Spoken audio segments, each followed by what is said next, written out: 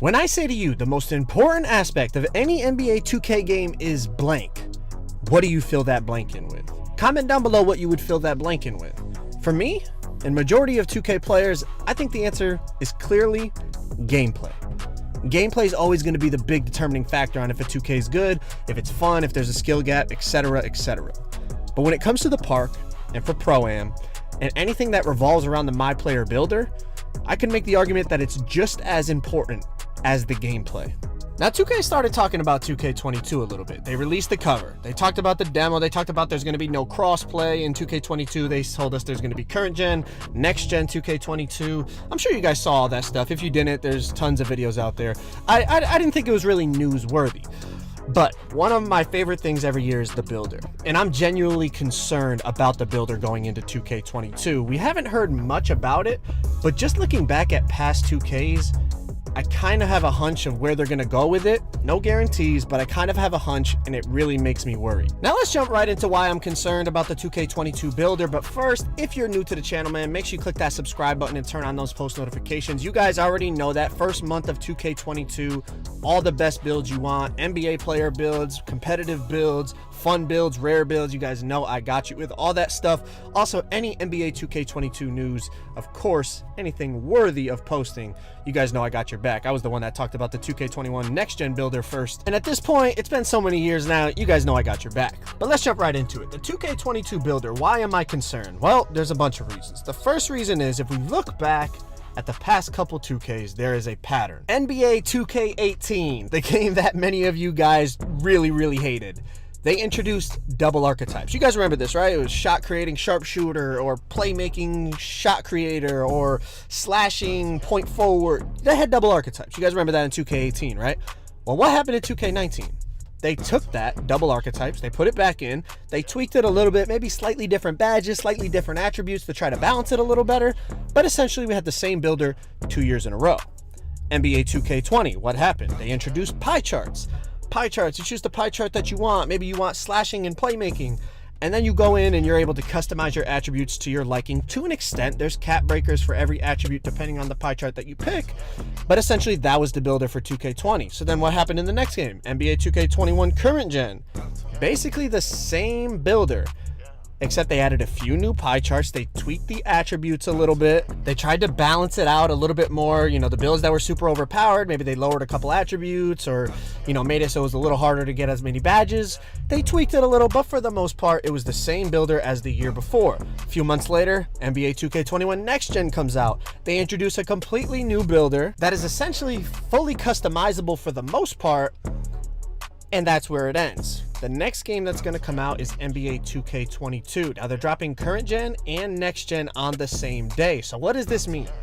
Well, if we follow the pattern of the last 4 NBA games that dropped, it's the cycle of 2. Every 2 years, they've been dropping a new builder, right? 18 double archetypes, 19 double archetypes, 20 pie charts, 21 current gen, pie charts, 21 next gen, brand new builder. So does that mean 22 is going to have the next gen builder except tweaked? No guarantees, but if we follow the cycle, I would lean towards that. I saw some people saying, no, they're bringing back archetypes, they're bringing back inside outside balance. I don't know. Obviously, none of us know. But if they stick with the next gen builder, it's concerning to me. Now let me explain why. I'm not saying the next gen builder is bad. There was a lot of promise with it. It was actually overall, in my opinion, a pretty cool idea. But where it went wrong is, I've talked about this before, the testers that they bring in are not 2K players. And I've talked about this in a few past videos. I would literally be willing to come in there for free to test the builder. Somebody that every year spends hours, days. Honestly, I've spent days in every single builder. Literally spent days upon days in the builder, just testing things out, trying to find stuff that's broken, trying to find builds that are just never before seen, rare builds, rare build names, stuff like that. You guys know this. I would be willing to go there for free just to play around with the builder to find if anything's broken. Maybe just pay for my gas money or something, Ronnie. You know what I mean? Just help me out a little bit. But honestly, no. I would go there for free just to try to make the game as good and as fun as possible. But instead, they bring in game testers that, in my opinion, obviously I don't know them personally, but they don't know anything about 2K. Because I'm telling you right now, NBA 2K21 Next Gen, if I had that builder for even just a few hours, I would have immediately found that power forwards got double the badges of everyone. Now think about that. Just something as simple as that. No matter how good the gameplay was, no matter how fun the game was, instantly that handicaps the park game mode. Because now everyone, if you're not running on the same exact 6-7 power forward build, you're at a huge disadvantage immediately off the rip.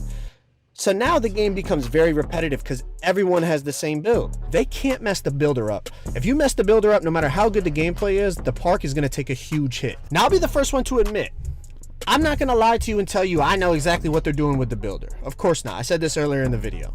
Whether they go with archetypes, pie charts, complete freedom, inside-outside balanced, or something brand new, there's a few things that have to be in the builder in order for the park and Pro-Am and any mode that revolves around the builder to be successful. The first thing is build diversity. Nobody wants to play a game where if you don't make 1, 2, or 3 specific builds, you're at a disadvantage. Every build has to have something that makes it worth playing on. For example, current gen. If you play NBA 2K21 current gen on anything besides a play shot, a paint beast / glass finisher, whatever you want to call it, or a perimeter lock, depending on what game mode you're playing, you're at a huge disadvantage.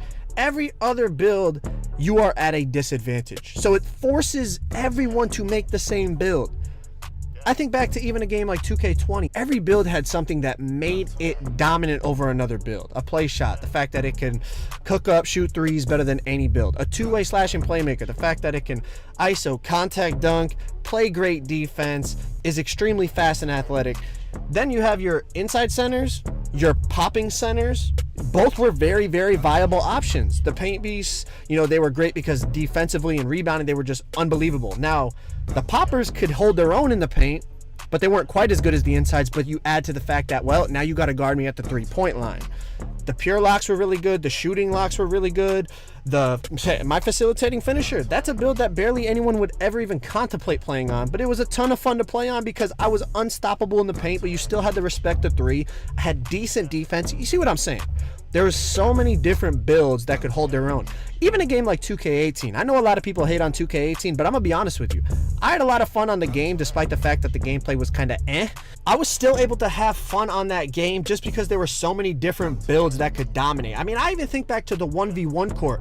There were centers running that thing. There were guards running that thing. There was, sharpshooting playmakers on it. There was pure point forwards on it. There was post scorers, athletic finishers. There were so many different builds, even just on the 1v1 court. Never mind the 2s and the 3s. So many different lineups. Stretch bigs on the 2s were crazy, but then you could also expose a stretch big by having a really good dribbler because they can't keep up with a really good dribbler.